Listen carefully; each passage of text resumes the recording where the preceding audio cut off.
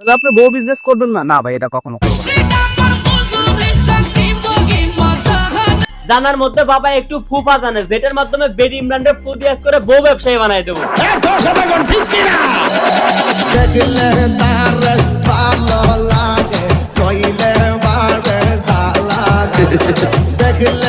আরে দেখো দেখি ওরে থামাও মিয়া, ওরে তো ফু দিছি আমি বউ ব্যবসায়ী বানানোর জন্য, কিন্তু যে ভিডিও প্লে করে দিতে এই ভিডিও কষ্ট করে আমার করতে তার বুক কাঁপতো।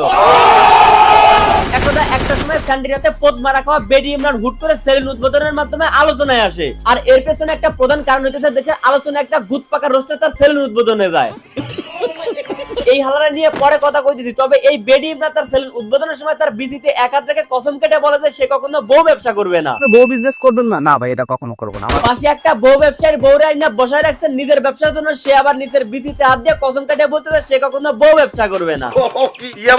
বিছনার ভিডিও, বদনার ভিডিও, ওয়াশরুমের ভিডিও এতান করি না ভাই এইসব ভিডিও না করলে এখন আর বউ থাকে না, আশা করি আপনি সেই প্রমাণটা পাচ্ছেন এখন। ওনাকে বিয়ে করাটাই আমার জীবনের সবচেয়ে বড় ভুল ছিল। ভাই নিজের বিসির চিন্তা বাদ দেন, আর বউরে ঠিকঠাক মতো সংসারে রাখতে হলে তাড়াতাড়ি এই সমস্ত ভিডিও বাদ দিয়ে বউ ব্যবসার ভিডিও শুরু করেন। আর তা না হলে আপনার বউ যদি আপনার রেখে চলে যায়, তাহলে স্যান্ডি শাহ আবার যে কোনো সময় এসে আপনার পদ মেরে চলে যেতে পারে।